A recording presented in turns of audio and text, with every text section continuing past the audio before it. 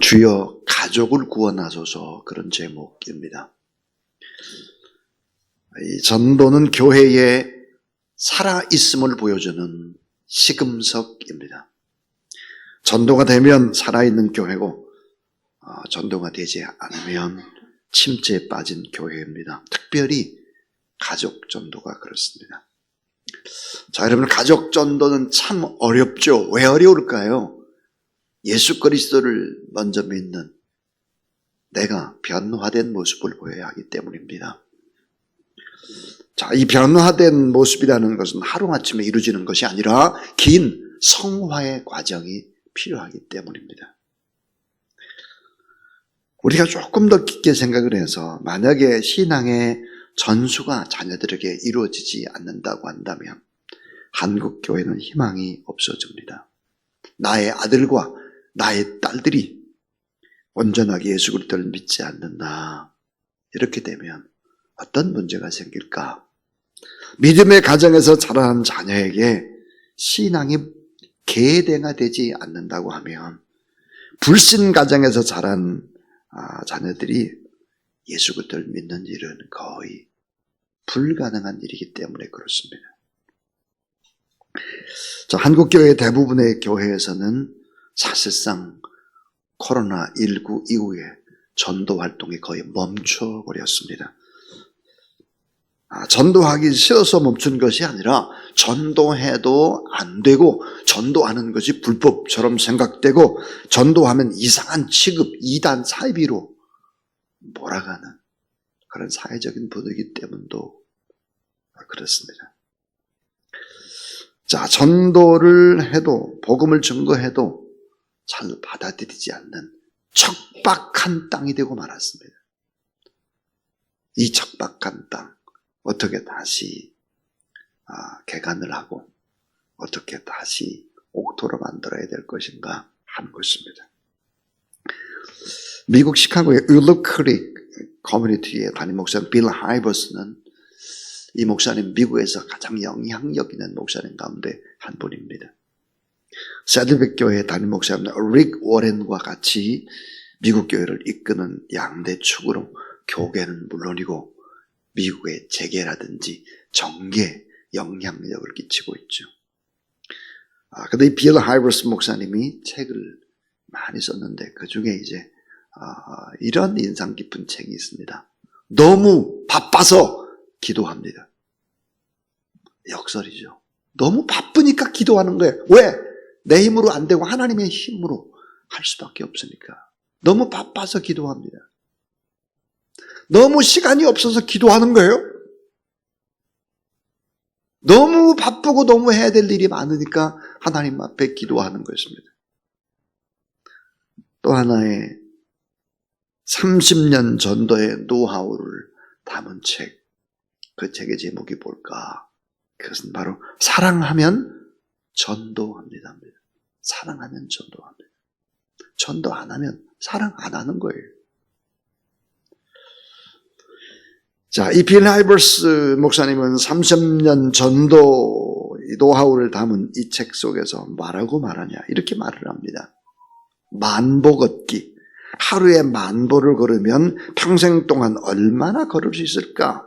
그 책에 보니까 평생 18만 5천 킬로미터쯤 걸을 수 있다고 합니다. 자, 이 18만 5천 킬로미터는 어느 정도가 되나? 가늠이 잘 안 되죠, 이게. 그 거리는 이 푸른 행성, 지구의 둘레의 4배가 넘는 거리입니다. 자, 지구의 둘레는 보통 이제 4만 킬로미터가 조금 넘죠. 4만 120킬로미터 이 정도 되니까요. 우리의 발걸음, 이 한 걸음 한 걸음 걷는 이 발걸음이 지구의 4바퀴를 더 도는 것입니다. 근데 이 발걸음이 어떤 발걸음으로 그렇게 바쁘냐 하는 거예요. 이 복음을 증거하고 정말 영혼 육이 잘되게 하고 범사의 모든 축복이 되는 이 복음을 위해서 걷는 발걸음이냐. 궁극적인 우리가 이 땅에 태어나는 인생의 목적이 이 땅에서 잘되고 하나님 나라에까지 영원히 이어지는 것이라고 한다면 이 복음을 증거하는 일이어야 되는데 직장 생활을 잘하고 돈도 잘 벌고 건강하고 우리의 자녀들이 잘 되는 것들도 다 궁극적인 목적이 다 영원한 하나님의 나라에 가는 것이 우리의 목적이라면 우리의 걸음걸음은 어떻게 지구의 네 바퀴를 돌면서도 복음을 증거하는 일에 우리의 발걸음은 얼마나 걷고 있는가 돌아봐야 합니다. 사랑하면 전도한다. 불가능한 전도는 없다. 왜? 사랑과 섬김으로 계속해서 주의 마음을 품고 나가면 불신자들은 돌아오고 가족들은 돌아온다는 것입니다. 따라하세요. 믿음의 영성은 전도로 나타나야 합니다. 그렇습니다. 믿음의 영성은 전도로 나타나야 되는데 이 빌 하이버스 목사님은 한 걸음 더 나가서 전도 대상자는 보물과 같다. 귀한 보석과 같다 그랬습니다.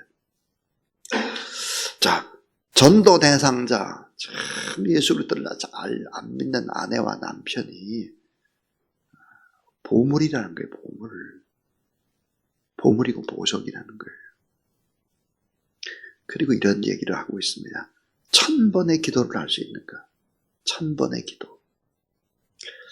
사랑하는 여러분, 1000번의 기도를 통해서 사랑의 영성이 있는가? 동시에 눈물의 영성이 있는가 하는 거예요. 눈물의 영성. 참 이거는 중요한 이야기입니다.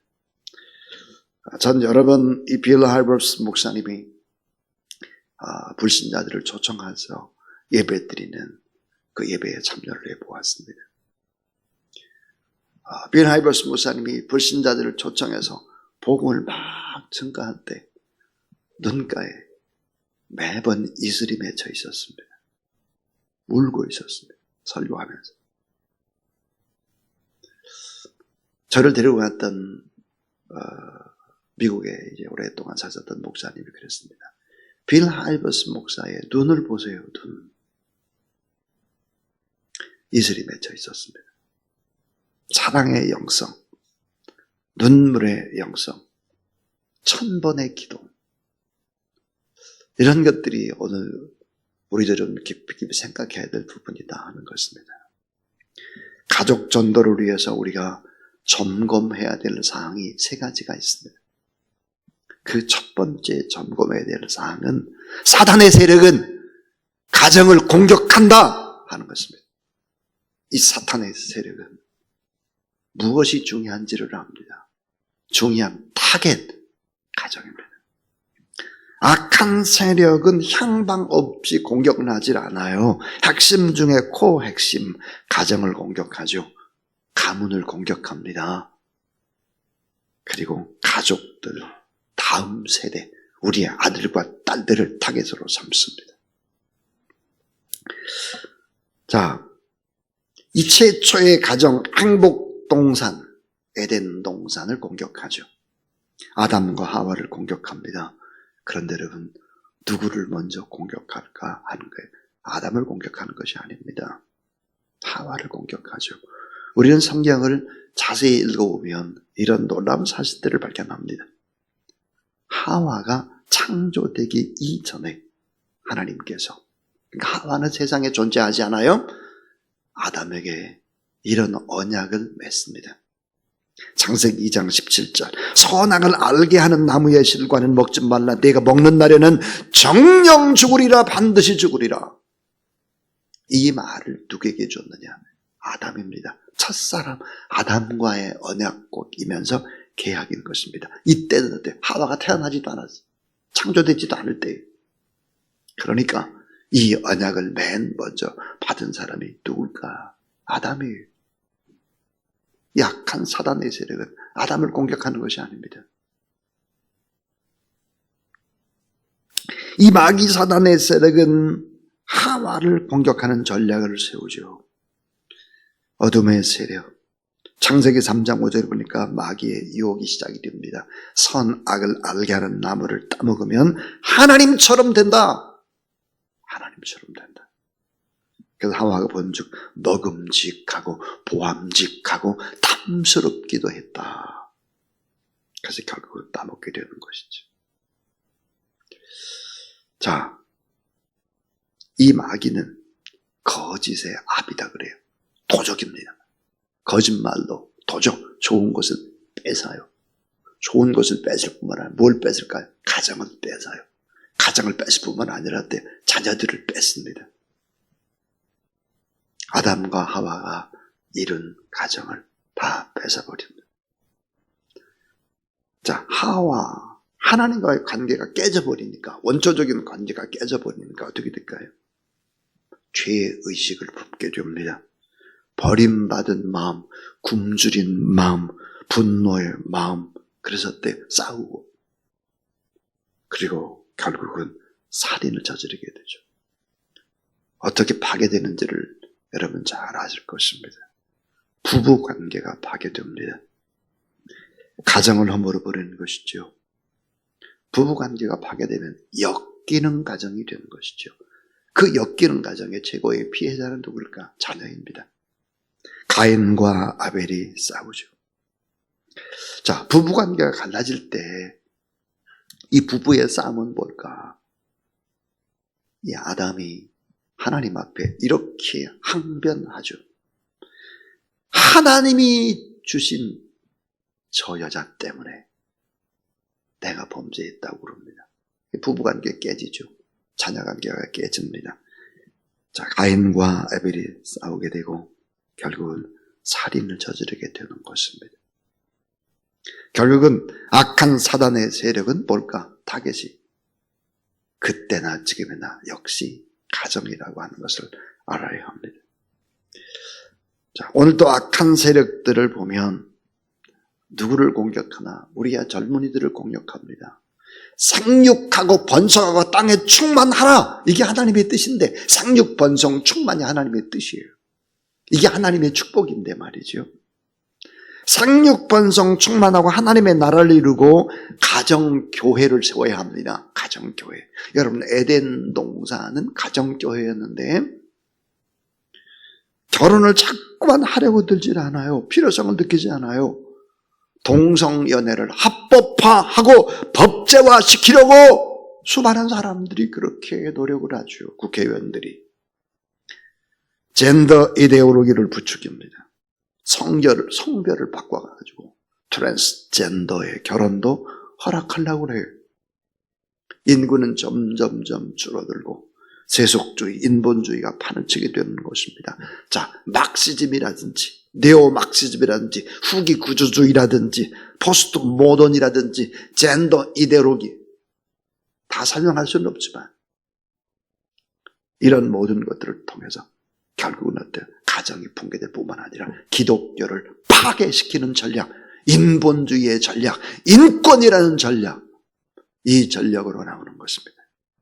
도덕과 윤리가 와해되고 성적 문란이 극에 달하고 성이 해체가 되죠. 아예 인류의 위기, 문화 문명의 위기를 맞고 있습니다.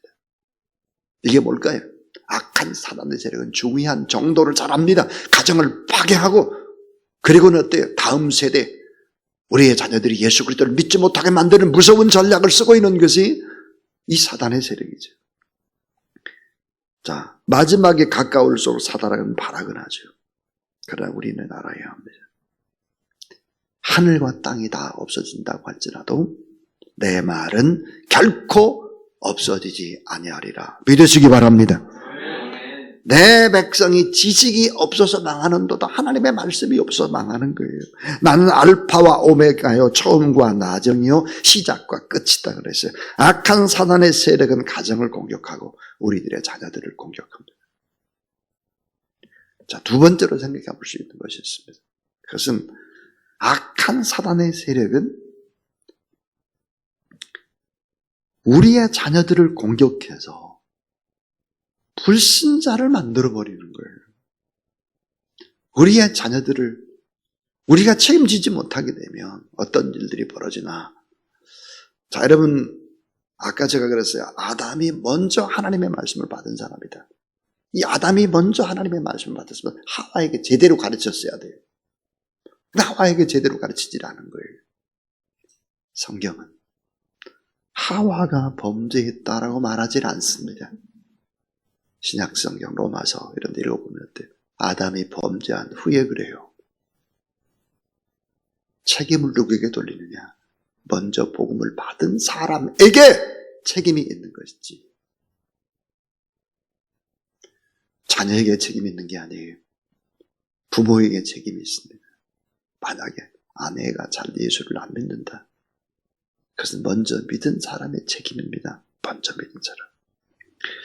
자, 프란시스 셰퍼라고 하는 참 유명한 박사, 셰퍼 박사가 그러면 우리는 어떻게 살 것인가라는 책을 썼습니다. 저는 개인적으로 이 책을 대학 1학년 때 접하면서 프란시스 셰퍼라는 사람에게 푹 빠졌죠. 저희 교회에도 이제 프란시스의 책들이, 프란시스 셰퍼의 책들이 5권이나 5층, 4층 같은 데 가보면 있습니다. 자, 그럼 우리는 어떻게 살 것인가라는 책에서 인류의 긴 역사를 살펴보면서 내리는 결론이 뭘까? 인간의 역사라고 하는 것은 신본주의와 인본주의가 언제나 싸웠다는 거예요. 이게 싸우는데 결국은 뭐가 이기느냐? 신본주의가 이긴다는 것입니다. 역사가 그렇다는 거예요. 역사가. 이 같은 역사 속에서 언제나 우리는 신본주의를 살지 않으면 역사의 어둠을 맞이하고 수많은 영혼들이 죽어간다는 것입니다. 인간의 행복을 빼앗고 인간 스스로 지옥의 길로 뚜벅뚜벅 걸어가도록 만드는 것이 사탄의 세력. 믿지 않는 불신자들을 장악을 하고, 자, 이 불신자들, 이 악한 사단의 세력을 수하에 집어넣는 거예요. 자, 그러면 우리의 자녀들이 만약에 예수를 믿지 않으면 이 불신자의 영적인 상태가 어떨까? 오늘 본문에 이 불신자의 영적인 상태, 에베소 2장 1절부터 3절에 보니까요, 이 불신자는 이런 사람이라는 거예요. 허물과 죄로 죽은 상태라는 거예요. 허물과 죄로 죽었어요. 예수 그리스도를 안 믿으면 허물과 죄로 죽었어요. 하나님 보시기에. 그러니까 시체가 걸어다녀요. 시체가. 또 하나, 공중 권세 잡은 자를 따른다는 거예요. 마귀의 자녀예요. 마귀의 노예입니다. 본질상 진노의 자녀다 그랬습니다. 본질상 잘 될 수 없어요. 본질상 진노의 자녀다. 마귀에게서 난 자다. 성경은 그렇게 못을 박죠. 에베소 2장 3절에 보니까, 자, 본질상 진노의 자녀였다. 또 하나 성경은 뭐라고 말하냐? 죽게 되면 음부에서 고통받는 존재다. 음부에서 고통받는다 그랬어요. 또 하나, 수고하고 무거운 짐을 지고 사는 자. 참된 안식과 평안함이 없습니다. 수고하고 무거운 짐만 있습니다. 너무 지칩니다. 앞길이 보이지 않습니다. 수고하고 무거운 짐만 잔뜩 지는 거예요. 잔뜩. 자기가 아니면 세상에 안 들어가는 것처럼 그렇게 일한다는 거예요. 그 다음 또 6번째는 자손 3, 4대까지 저주가 이어진다는 거예요. 이 저주를 끊어야 되지 않겠습니까? 저는 지금 세상 얘기하고 있는 것이 아니에요. 하나님의 말씀을 얘기하고 있습니다. 자손에게 3, 4대까지 저주가 계속해서 이어지는 것입니다. 여러분, 이 악한 사단의 세력은 이 불신자를 공격하는데, 특별히 불신자를 누구를 만들려고 하느냐? 자녀들을 만들려고 이렇게. 예수를 믿지 않는 자녀들, 믿지 않는 가족들, 이런 사람들을 공격한다는 거예요. 어떤 권사님이 이렇게 말했어요. 목사님, 우리 큰 아들은 예수를 잘 믿습니다. 너무 잘 믿는데 너무 못 살아요. 근데 우리 둘째 아들은 예수를 안 믿는데 참 잘 살아요. 그 다음 말이 참 웃기는 말입니다. 제가 그랬어요. 큰 아들은 예수님 잘 믿는데 너무 못 살고 가난하고, 둘째는 예수님 믿지 않는데 너무 잘 산다 그러면서 뭐라고 말했느냐? 목사님, 큰아들이 참 걱정이에요. 큰아들을 위해서 기도해 주세요. 왜 큰아들이 걱정해요? 예수를 잘 믿는데. 네? 예수 안 믿고 세상에 살 때는 둘째가 걱정이지 어떻게 첫째가 걱정이냐고요? 권사가 가짜 권사예요. 가짜. 그런 가짜들이 교회 안에 있어요, 가끔씩. 우리 교회는 없어요.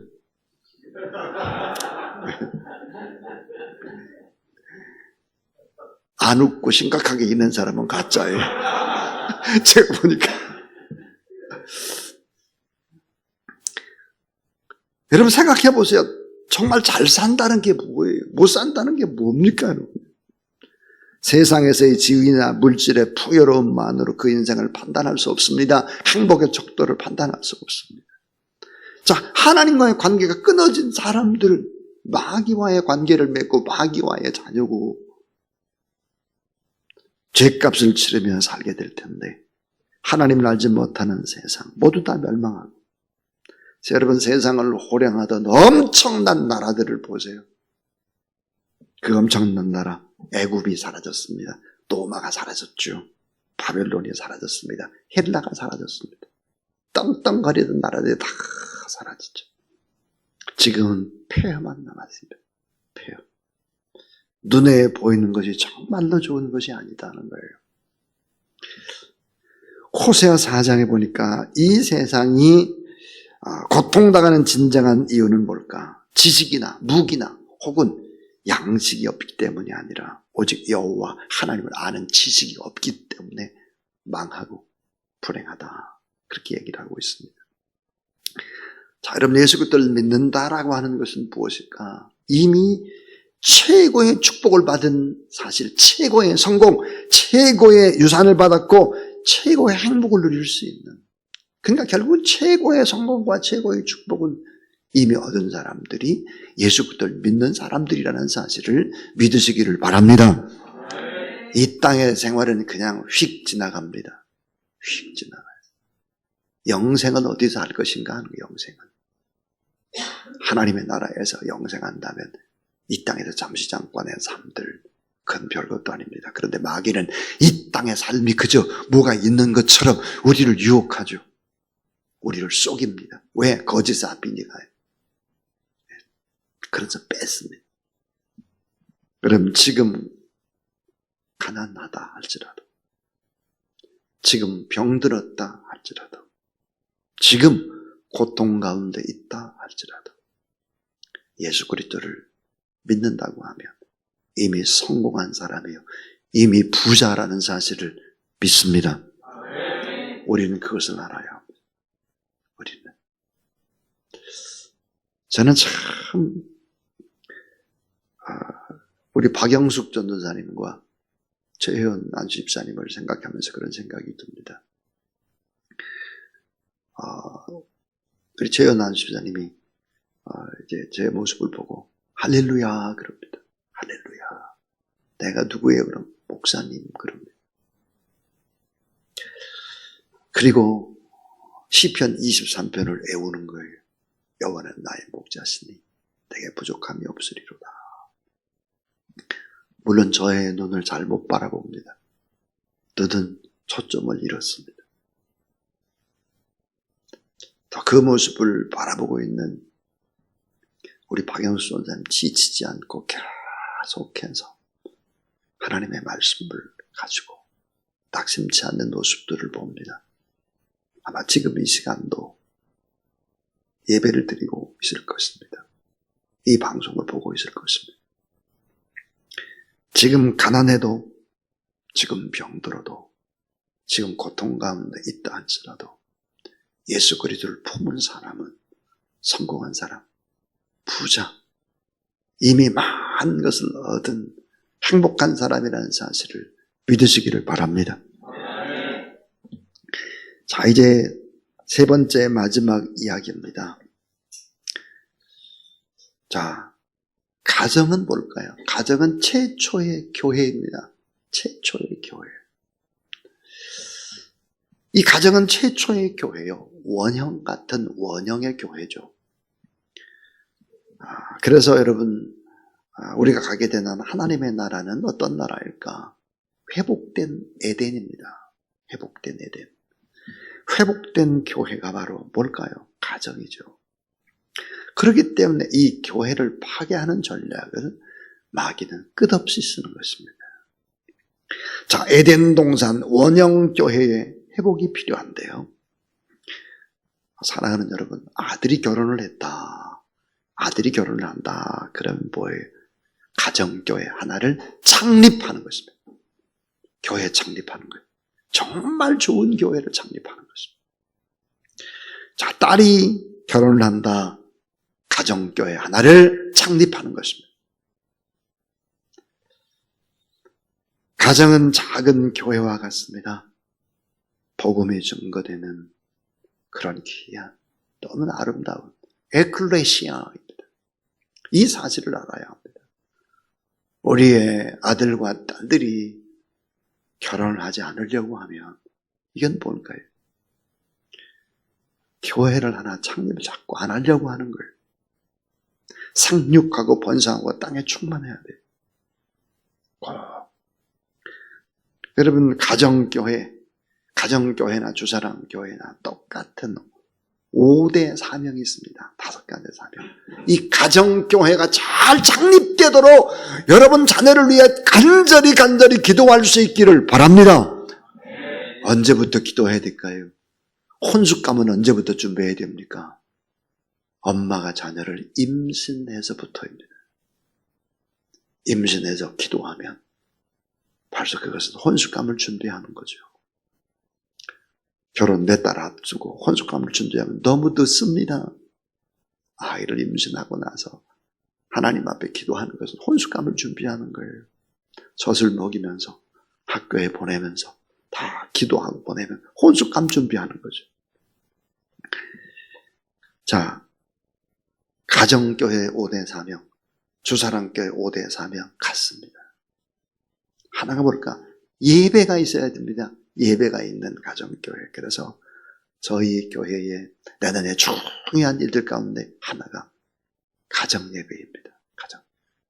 이 가정예배를 수요예배 오전에 잘 드리고 이것을 한 7분, 8분 정도로 이렇게 요약을 해가지고 가정에 다 보내서 수요일 저녁에는 가정예배를 드리게 하는. 그래서 여러분, 예배가 있는 교회, 예배. 또 하나는, 자, 교육이 있는 가정입니다. 교육이 있는 가정교회, 교육. 가정은 뭘까요? 최초의 학교입니다. 최초의 학교. 내가 너에게 분부한 모든 것을 가르쳐 지키게 하라. 그죠? 교육이 있어야 됩니다. 교육. 최초의 학교니까요. 또 하나는 봉사와 섬김이 있어야 됩니다. 봉사와 섬김. 디아코니아인데요. 자, 하나님의 본질이 뭐야? 사랑이잖아요. 그러니까 봉사하고 섬겨야 돼요. 봉사하고 섬기는. 자, 우리 지금 이웃사랑 쌀축제 합니다. 이웃사랑 쌀축제. 저런 거 아이들의 이름으로 해야 되죠. 저런 거. 저런데 인색하면 안 되는 거예요. 애들이 뭘 보고 배우고 있어요? 선교해야 되죠. 국내 선교, 국외 선교. 이 전도는 커다란 선교라고 하는 카테고리 안에 들어가는 것입니다. 끊임없이 복음을 전가해야 돼요. 선교해야 돼요. 가정교회가. 또 하나는 뭘까요? 교제입니다. 교제. 코이노니아죠. 아름다운 교제가 있어야 합니다. 생일 때, 설 때, 뭐 무슨 날이 되면 이건 환대가 필요해요. 아이들을 잘 교제가 필요하죠. 이런 5대 사명은 가정교회 안에서도 이루어져야 하는 것이죠. 가정교회에서. 사도 바울은 교회를 이렇게 설명을 하고 있습니다. 자, 저는 이제 설교를 마치려고 해요. 자, 교회가 뭘까? 예수 그리스도를 나의 주, 나의 하나님으로 영접한 사람은 누굴까? 내가. 교회라는 거야, 내가 성전이라는 것입니다. 여러분 마음에 여러분의 성전, 걸어다니는 성전. 이 성전 교회, 여러분의 교회입니다. 교회. 또 하나, 신랑과 신부가 결혼하면 가정을 이루죠. 가정교회입니다. 가정교회. 주사랑교회가 이렇게 보이고 있습니다. 주사랑교회라는 교회란 뭐죠? 회중교회입니다. 회중교회. 천국에서 우리가 죽으면 다 만나는 천상의 교회 있죠. 우리는 교회입니다. 걸어다니는 교회. 우리 아들과 딸들, 우리는 가정교회를 이룹니다. 또 우리는 이런 아름다운 공동체인 회중교회, 주사랑교회를 이루고, 그리고 우리는 천상에서 회복된 에덴, 아름다운 교회를 이루게 된다 하는 것입니다. 사랑하는 여러분, 왜 가족 전도가 어려울까요? 걸어다니는 성전인 부모가 이렇게 사는 것이다. 이것이 옳은 것이다. 부모 자체가 5대 사명을 감당해야 하기 때문입니다. 이것은 말 가지고 되는 것이 아니죠. 행동으로 되는 것입니다. 그러므로 우리 다 함께 우리의 아들과 딸들을 위해서, 우리 가족의 온전한 복음화, 가정교회 회복을 위해서, 또 아들과 딸들이 결혼해서 결국은 잘 결혼해서 또 교회를 창립할 수 있도록, 여러분 어디에 교회를 세워야 되겠습니까? 최초로 가정입니다. 우리 아들과 딸들을 위해서 우리가 뜨겁게 간절히 한번 기도하는, 주여 우리의 가족을 구원하소서. 우리 하나님 앞에 자 찬양을 드리고 그리고 이제 간절히 기도하도록 하겠습니다.